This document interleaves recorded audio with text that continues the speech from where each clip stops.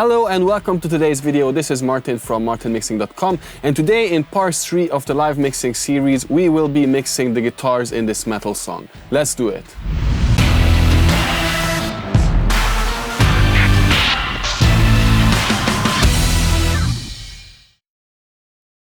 Okay, I would say let's jump right in, let's not waste any time.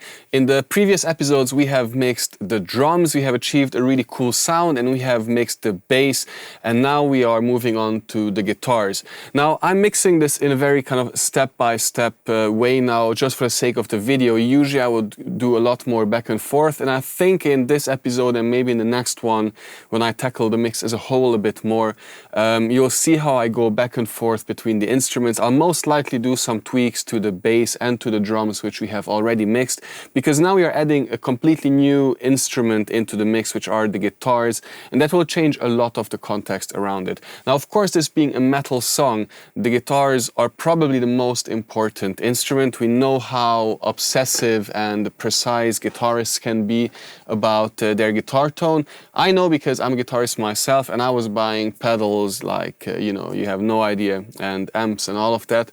You see I have my lovely Marshall back there as well from the early 90s, which I really love. So yeah, let's see. Of course, with technology now we have a lot of different options, and I know for a fact that these guitars were recorded with a amp modeling plugin. Of course, it's a real guitar through a modeling amplifier, and it sounds really, really, really cool.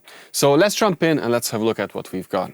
So, given the fact that we have two takes here, left and right, I have already listened to it and they are identical, so there's no elements standing out. So there's now two things that we could do. We could mix them one by one, basically copy-pasting the plugins that we'll use, or we could create a group and mix them together. Because I will most likely not add any compression to these guitars, but if I did want to do something like that, I could use a compressor that doesn't have a stereo link, so it affects the two guitars separately, or I can go back into the group and tweak the compression on the individual tracks.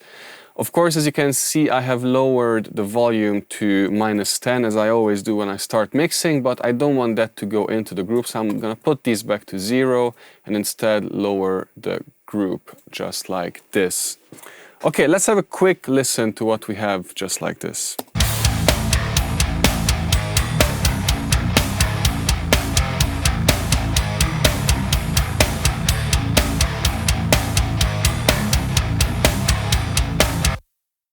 Okay, so the guitars are sounding really good to me. But in the spirit of this video, let's see how far we can take it. I want to show you some tricks that we can use. But first of all, let's rename this. And let's just check what we have here in terms of frequency.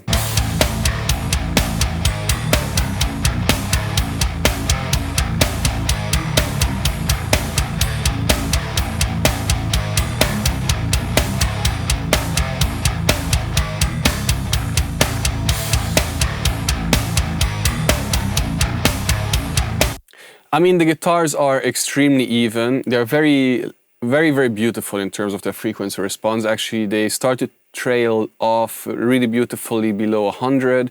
We have a very even and a very powerful kind of 100 to 300 range, which is very tight, and it's very important to have this because this gives the whole body the tone of the sound.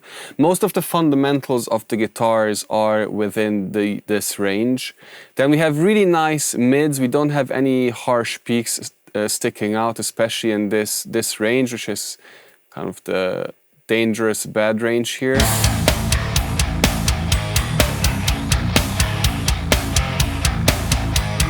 We have none of that, and we have a little bit of top going on as well, which is cool. We can see there's a little bit of a sub here, which I'll most likely get rid of. So for now, I would say let's just start with a Infinity Q. As you can see, I boosted the left side by 0.2 dB. And it's basically nothing because it seemed a little bit quieter on the meters. Not that any of us would hear that, to be honest.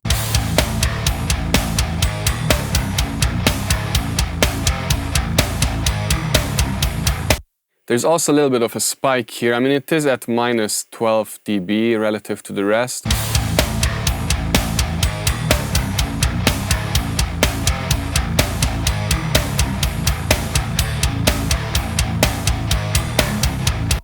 let's keep things tight if we have the opportunity to do it. So let's just see what we can do by sticking with my challenge that I have, and let's just use the SSL E channel for this. As you could see earlier, I usually changed this section here, so it's not two different channels, but the same channel. But here I want to keep it, so we add a little bit of a discrepancy between the left and right. Let's just see what we can do with the randomizer.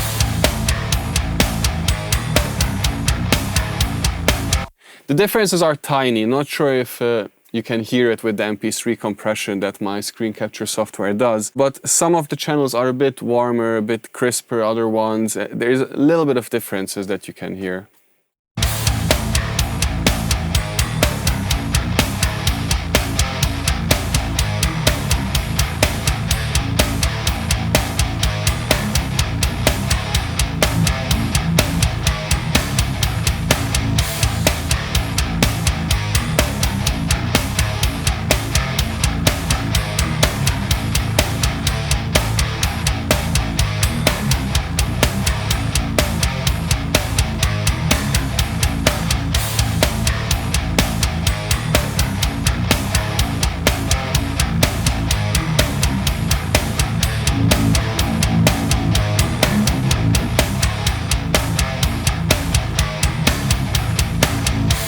So there is a really cool trick, especially when working with guitars and basses, and that is to cut and boost the same frequency but in different ways. So the 400 Hertz range in guitars is very important. Of course, that's one of the fundamentals as well in most guitar notes that we play, but that's where a lot of the body is, a lot of the notes are, and a lot of weight happens. So I really like to boost this 400-ish range with a wide bell curve, but it can add some mud back to the sound as well, which is why before boosting, so once I applied the boost and I hear where the mud is, then I go in and use a narrow cut to reduce this mud. So let's just make this a bit extreme here, okay?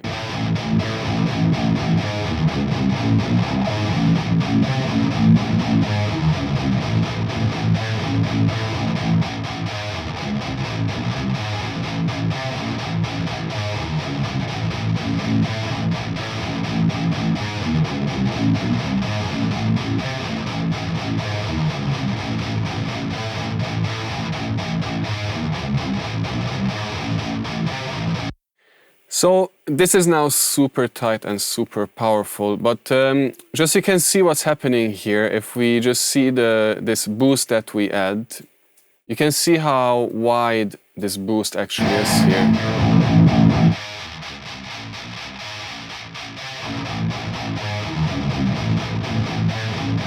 I mean, it's so wide, it's basically affecting the 100 Hertz as well, which means it's probably affecting the 2K a little bit too.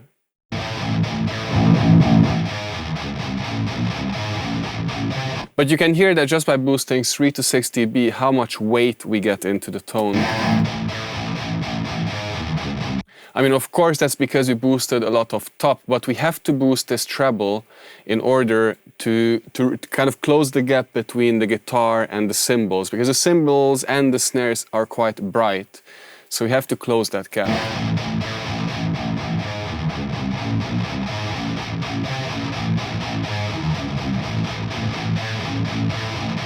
I'm setting the frequency here, so I start adding some bright top to it, but I don't change the tone too much. So if I go down to 1.5, for instance, then you can hear that I've noticeably changed the character of the whole guitar sound. I do not want that, so I start by, as high up as possible. Around 3 kilohertz, I already start changing the character too much. I don't want to do that. I just want to add a bit of top without changing the essence of the sound, okay?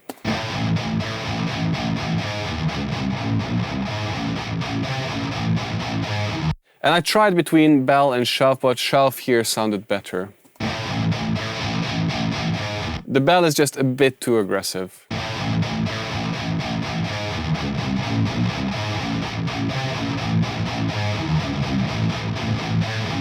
So now we have that weight, but we do hear that 200 woo, woo, woo, woo, woo, kind of. And now it's gone. So that's it. So this would be one way really to approach the guitars. We don't need any compression to it, but let's just, for the fun of it, let's just see what happens if we do add some compression.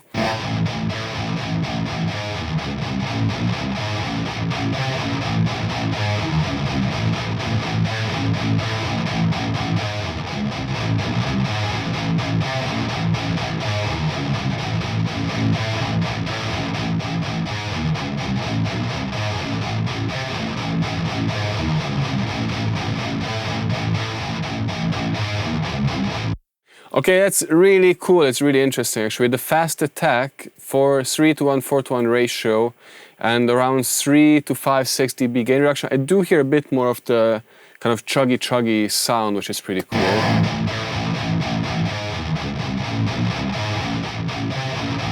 Let's see what happens if we switch the EQ to before the compressor.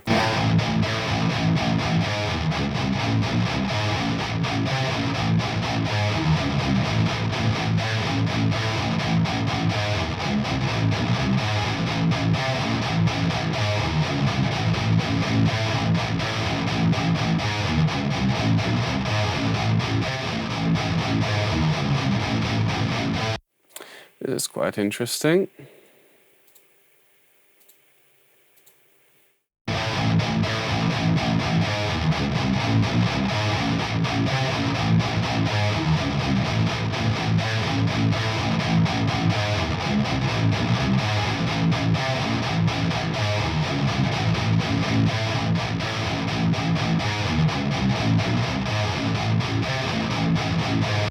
I don't usually like fast attacks, and this one is really fast on this SSL compressor. You can hear it if you try it on a snare, but here it really works actually. I really like that.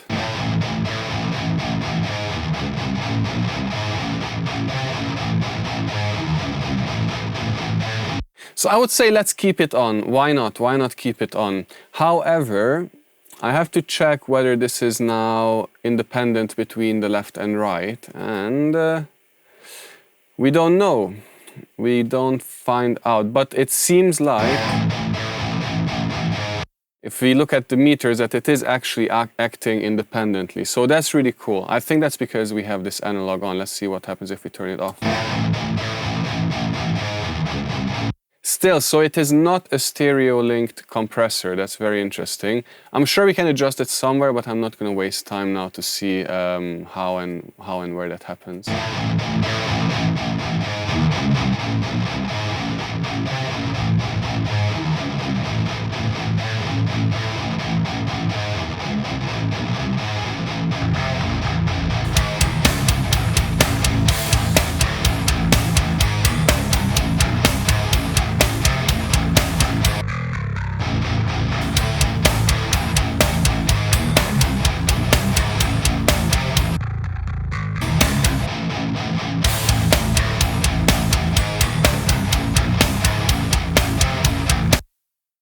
So I'm quite liking it. This is really cool. And usually I would keep it like this, I think. But let's see, maybe it's a tiny bit too bright.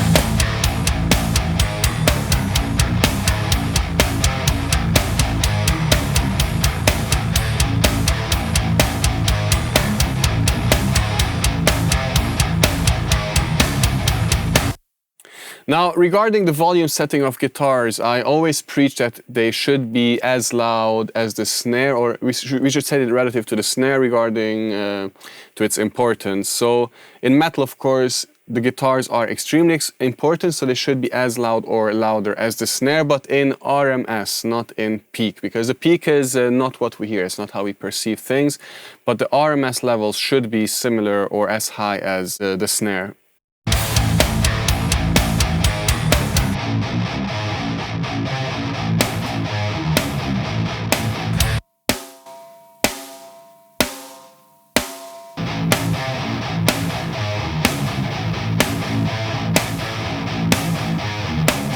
So you can see the snare as just a little bit of movement here, so it seems like we are quite even on that.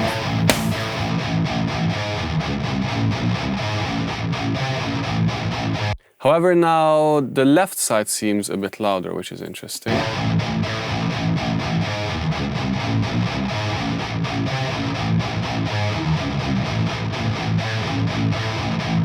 I mean, the left side seems quieter, sorry.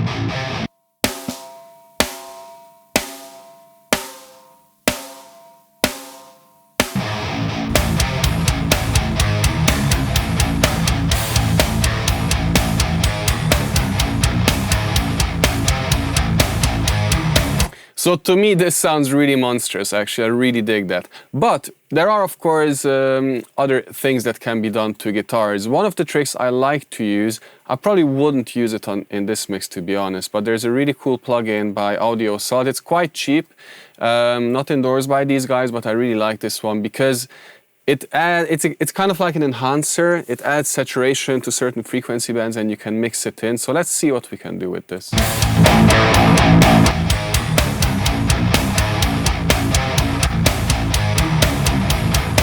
Whoa, even just this little bit.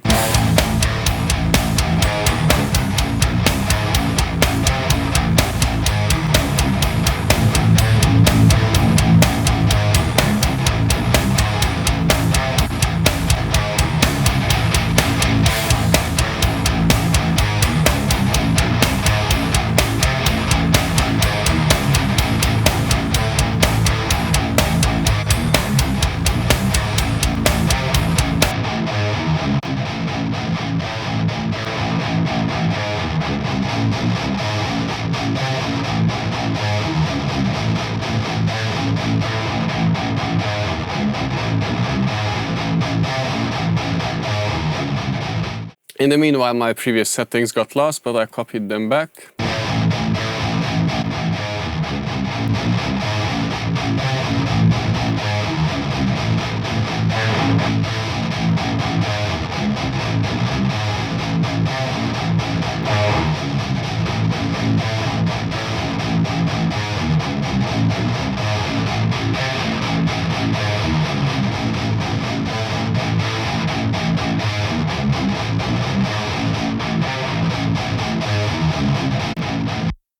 I mean, this plugin is just crazy. I'm barely blending it in, and it's not supposed to be used, you know, in an extreme way.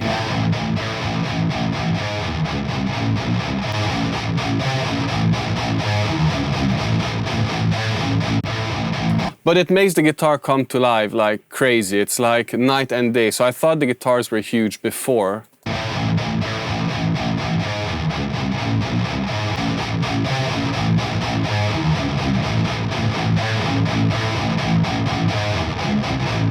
But when we add this in, it just takes it to a whole other level. This is crazy.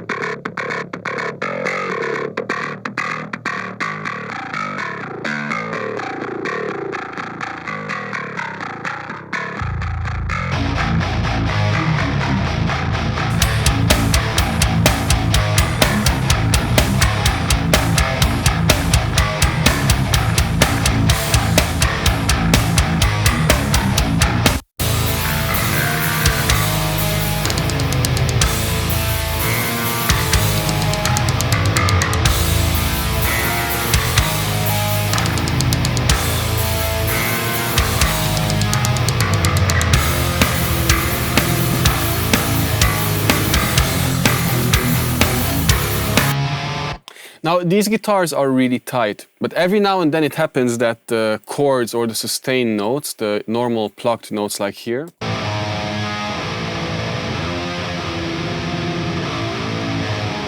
have a bit less low end relative to the palm muted sections. That happens really often. In that event, what I would do is I would use a multiband compressor. I'm gonna show this. I don't have this problem here, but I'll show you what I would do.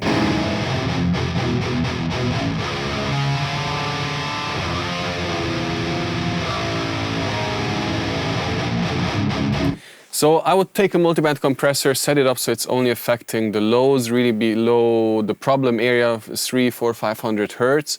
I would set the threshold so it only captures these peaks. I don't want it to affect anything else, so I would set it up so that in this section it doesn't do anything. But in the chuggy section, I would want it to do a little bit of gain reduction. This can save lives, really. This is a really cool trick to do. So yes, multiband compressors are definitely really cool on guitars, especially metal guitars and distorted guitars, where you do have these problems every now and then that the lows mostly and the upper mids come out a bit too much. Here, I don't see the need to use it, to be honest. I don't feel like it gives me a significant advantage. And because it uses filters and other internal things that can damage my sound, I'd rather stay away from it because I don't think that the benefit outweighs the harm that it can do.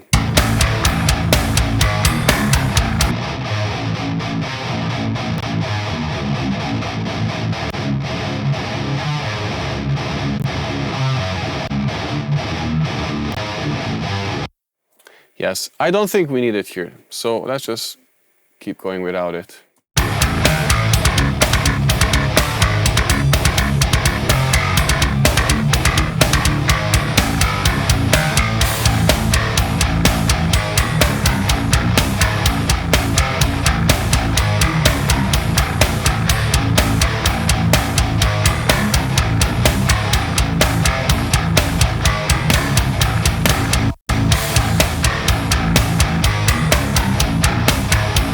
Did you see how when I take off the tape simulation from the snare, my master bus instantly starts clipping? That's because we have the transient poking out so much, but at the same time, you know, we do want the body of the sound, so we do want this level, we do want this volume, but I don't want my master bus to clip. And you know, if I just keep going back with the trimmer and lower the level of my mix, I will still have problems with my bus compressor and everything else. So I just prefer to use this clipping technique for now.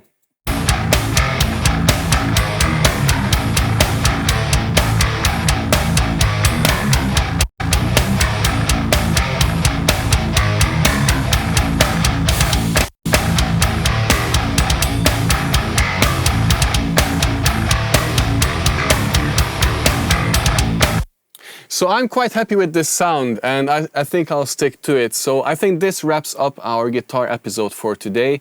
I do think we covered a few tricks. You can see that if the recording is good, then with very little mixing, with very little, you know, interaction with the file, we can do a really good mix. So I really encourage everyone to get as good a sound as possible at the recording or production stage. So you don't have to mingle with the sound with EQs and compressors too much, because every instance of these processing that you add will have some negative side effect, I believe. In the next episode, I will start adding the master bus processing to the mix. So this is the mix now as it is, but of course there's a lot more that will be done before we get to a mix that I would then send to a mastering engineer. I think we'll cover mastering as well, maybe in the next video or the video after, and then we'll talk a bit more about what the takeaways are from this series. And of course, don't forget that there will be a before and after SonarWorks episode as well, which I'm really excited about.